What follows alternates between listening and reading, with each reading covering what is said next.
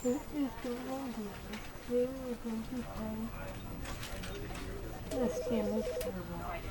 I'm not going to take that one. How did I disconnect this thing?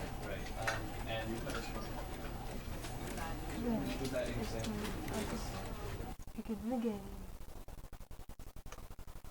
I'm doing it with the mic, I believe. Let's see what we okay.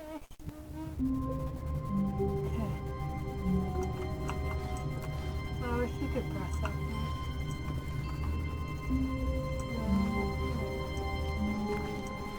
All of his co-workers were gone. What could it mean? Stanley decided to go to the meeting room. Perhaps he had simply missed a memo.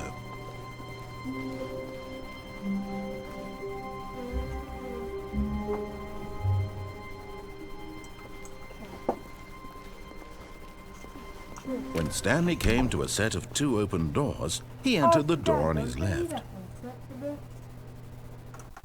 Is there a caption?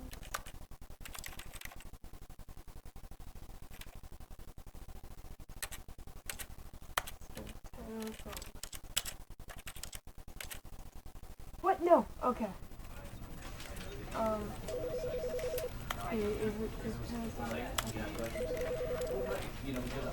I hope I can see.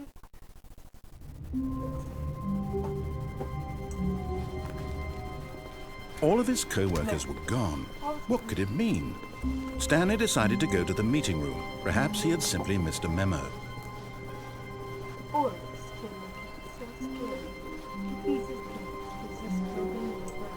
When Stanley came to a set of 2 open doors, he entered the door on his left. Choosing my other almost. Okay, what if I just listen to him? I've never done that. I don't think so. You just listen to him the entire time. Yet there was not a single person here either. Feeling a wave of disbelief, Stanley decided to go up to his boss's office, hoping he might find an answer there.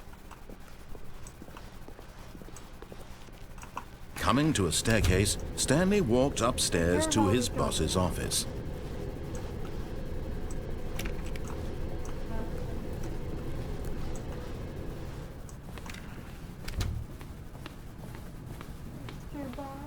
Stepping into his manager's office, Stanley was once again stunned to discover not an indication of any human life. Shocked, unraveled, Stanley wondered in disbelief who orchestrated this. What dark secret was being held from him? What he could not have known was that the keypad behind the boss's desk guarded the terrible truth that his boss had been keeping from him. And so the boss had assigned it an extra secret PIN number, 2845. But of course, Stanley couldn't possibly have known this. I don't know. It's definitely not 2845. So do I just sleep?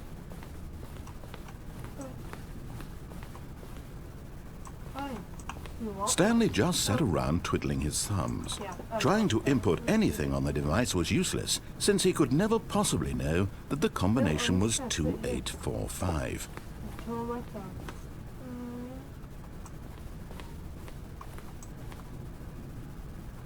2845.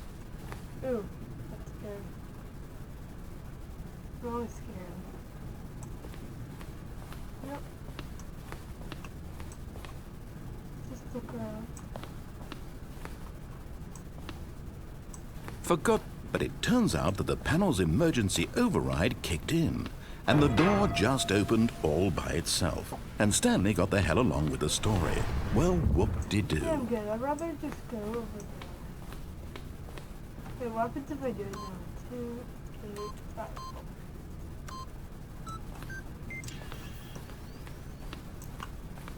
Oh my goodness. Yeah, I'll listen to this too. Yeah, I'll go there.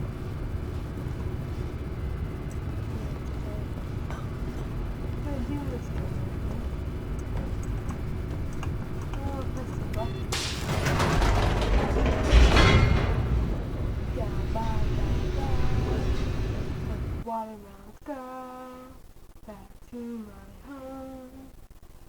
Descending deeper into the building, Stanley realized he felt a bit peculiar. It was a stirring of emotion in his chest, as though he felt more free to think for himself, to question the nature of his job. Why did he feel this now, when for years it had never occurred to him? This question would not go unanswered for long.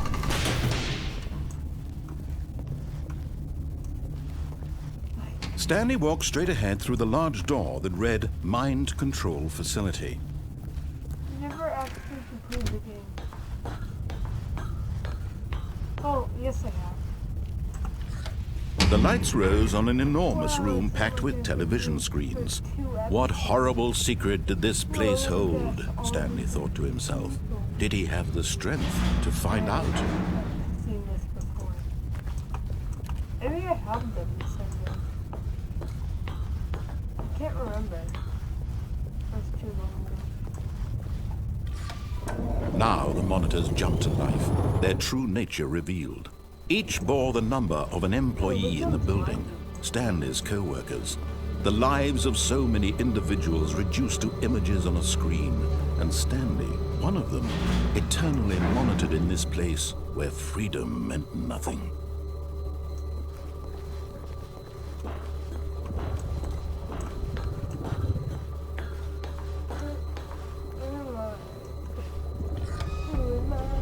This mind control facility, it was too horrible to believe. It couldn't be true. Had Stanley really been under someone's control all this time? Was this the only reason he was happy with his boring job? That his emotions had been manipulated to accept it blindly?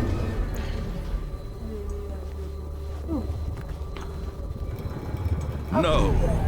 He refused to believe it. He couldn't accept it. His own life in someone else's control? Never! It was unthinkable. Wasn't it? Was it even possible? Had he truly spent his entire life utterly blind to the world? But here was the proof. The heart of the operation. Controls labeled with emotions. Happy, or sad, or content. Walking, eating, working, all of it monitored and commanded from this very place. And as the cold reality of his past began to sink in, Stanley decided that this machinery would never again exert its terrible power over another human life. For he would dismantle the controls once and for all. Sorry, I got a text. Okay, what am I doing? I have no idea what I'm supposed to do. Oh, this is system power. And when at last he found the source of the room's power, he knew it was his duty, his obligation, to put an end to this horrible place and to everything it stood for.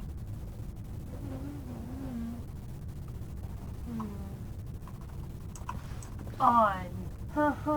No, let's see if I can actually do it. Just listen to the narrator. I've done everything you want me to, narrator.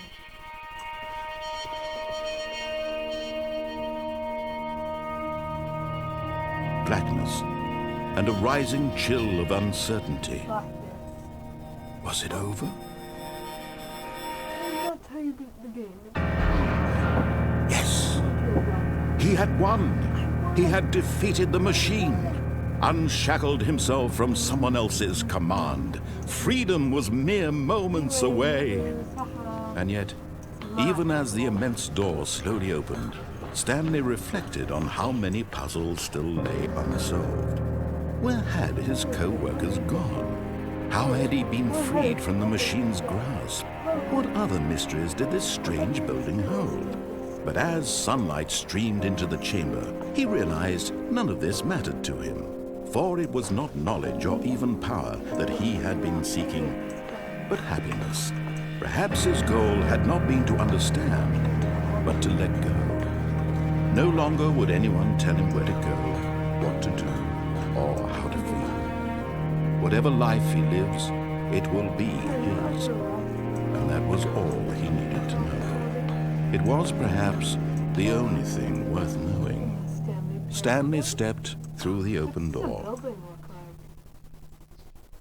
like? Stanley felt the cool breeze upon his skin, the feeling of liberation, the immense possibility of the new path before him. This was exactly the way, right now, that things were meant to happen. And Stanley was happy.